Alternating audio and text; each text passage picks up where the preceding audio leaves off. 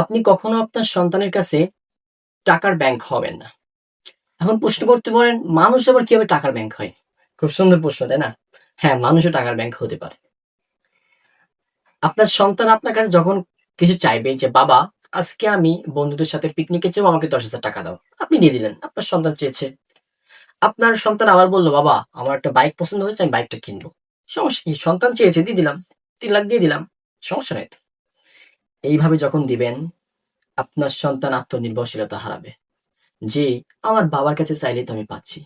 সে ভবিষ্যতে কিছু করার যে চিন্তা, যে প্রবণতা, সেটা তার ভেতরে সে রাখবে না। সেটা হারিয়ে ফেলবে। এতে আপনার সন্তানের ভবিষ্যৎ নষ্ট হবে।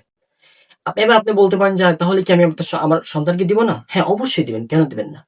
সেটা উপহার হিসাবে দিবেন। আপনি আপনার ইচ্ছা মতো দিবেন।